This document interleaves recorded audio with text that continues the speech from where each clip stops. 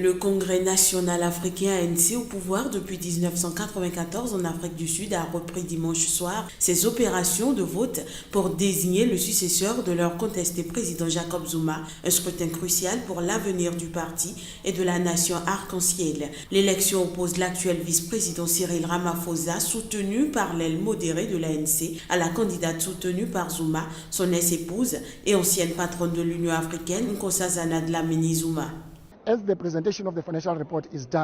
Après la présentation du rapport financier jusqu'à tard dans la nuit, les délégués vont voter pour le top 6. Les votes seront faits par lot de 200 par région. Cela va prendre environ 10 minutes pour chaque lot. Ça ne devrait pas prendre trop de temps et après on commence à compter. Cela non plus ne devrait pas prendre trop de temps, même si le dépouillement des votes de 4776 délégués est manuel.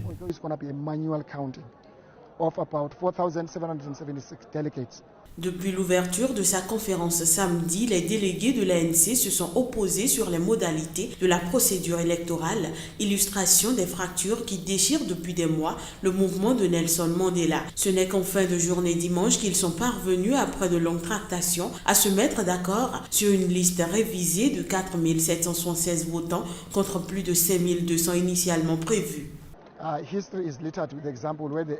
L'histoire est pleine d'exemples où l'ANC a rencontré des situations comme maintenant, très divisées, mais on dépasse toujours cela. Nous devons nous engager à nous unir derrière le leader qui sortira des urnes parce qu'il n'y a ni vainqueur ni perdant pour la gestion de l'ANC. Le gagnant est l'ANC et nous devons nous unir derrière lui. Ce n'est pas un concours de beauté, ce n'est pas celui qui a la meilleure démarche ou la meilleure voix. C'est au sujet de l'ANC.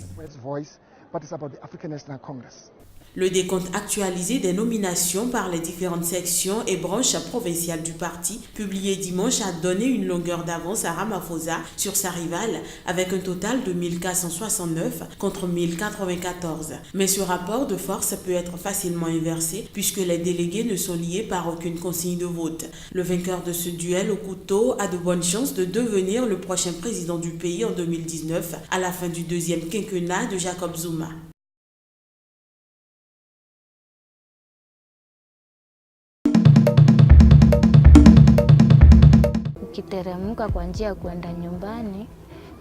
Alors que je rentrais chez moi, deux jeunes hommes se sont approchés de moi au coin de la rue. Ils m'ont menacé avec des couteaux.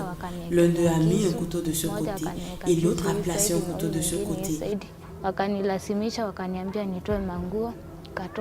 Ils m'ont forcé à me déshabiller et m'ont violé vaginalement et analement. Et ils m'ont battu sans pitié. Témoignage plutôt choquant. Équipés en noir, les hommes en uniforme kényan. Comme cette femme, des victimes de viol au pays d'Ouro Kenyatta, on en compte plusieurs, et ce, tous sexes confondus. Deux policiers ont ouvert mon pantalon et m'ont fait m'allonger sur le canapé. Ils m'ont sodomisé. Ils ont fait tout ce dont ils avaient envie. Des victimes, aussi bien adultes que mineurs, violées par les forces de sécurité kenyanes durant un feuilleton électoral de près de 4 mois, émaillé de violence et marqué par l'invalidation en justice d'un scrutin présidentiel. Des crimes que dénonce l'ONG Human Rights Watch dans un rapport publié jeudi, rapport qui n'a pas pour but d'établir une liste exhaustive des cas de violence sexuelle, mais d'illustrer cette triste tendance par quelques exemples documentés en détail. Il y avait une violence sexuelle généralisée en termes de lieux où cela s'est produit. Et le nombre et les types de violences sexuelles que nous avons documentés qui comprenaient le viol. Le viol collectif, c'est le viol qui implique 2 hommes ou plus. Et nous avons également eu un cas de viol en masse où un groupe de femmes a été violé par un groupe d'hommes. Nous avons eu des cas de viol avec un objet introduit dans les parties intimes d'une femme, des attouchements sexuels non désirés, la nudité forcée et des passages à tabac sur les parties génitales. Nous parlons de 3 hommes victimes également de violences sexuelles et nous avons entendu parler d'autres cas d'agression sexuelle sur des hommes.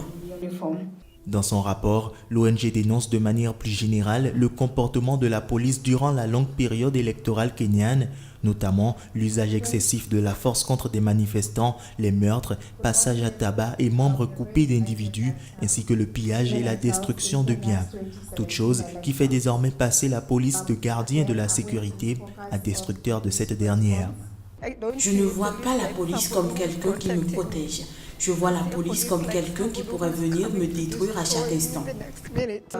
Nous demandons au gouvernement de veiller à ce qu'ils enquêtent d'urgence et en profondeur sur tous les cas de violences sexuelles qui ont eu lieu contre toutes les femmes et les filles ou les hommes et les garçons. Selon un comptage de l'AFP, au moins 58 personnes ont été tuées entre le 8 août et fin novembre dans les violences ayant accompagné le processus électoral, en grande majorité dans la répression de manifestations de l'opposition par la police. De très nombreuses violations des droits de l'homme par la police lors des violences ayant suivi la présidentielle de 2007 qui a fait plus de 1000 morts sont restées impunies.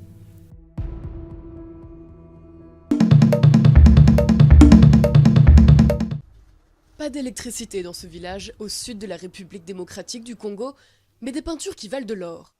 Depuis des générations, ces villageoises profitent de la saison sèche pour décorer leurs cases de scènes de la vie quotidienne. Il y a quelques années, le directeur de l'Institut français local, tombé par hasard sur cet art, décide de le faire connaître. En 2014, des villageoises sont invitées à Paris, où elles vendent pour 60 000 $ de toile. Par la grâce de cette peinture, ça nous a permis d'arriver à Paris et expérimenter nos œuvres d'art. Et je crois que dans l'avenir, peut-être ça peut bien payer, il y aura d'autres projets qui vont venir. Une pompe d'eau potable a pu être installée, et le village touche 10% des 300 $ payés à l'agence de voyage par la centaine de visiteurs venus admirer les peintures. Mais le tourisme n'en est qu'à ses débuts dans cette région minière du Congo, qui souffre de sa mauvaise réputation. Le Congo est vaste. S'il y a la guerre au nord, c'est 4000 km, mais aussi il n'y a pas de guerre. Et donc il y a des gens qui vont donc en Israël, où il y a des attentats, des bombes, tout ça, mais ils vont faire le tourisme. Il y a des milliers qui y vont. Pour faire fructifier l'art de la région, ce tour opérateur table aussi sur la malachite, très répandue dans les environs. L'arrivée d'entrepreneurs chinois amateurs de souvenirs a relancé les ventes, mais la crise politique que traverse le pays depuis plusieurs années en décourage plus d'un. Déjà que le marché est très difficile ces derniers temps. Vous savez, avec tout ce que le pays traverse, on a du mal.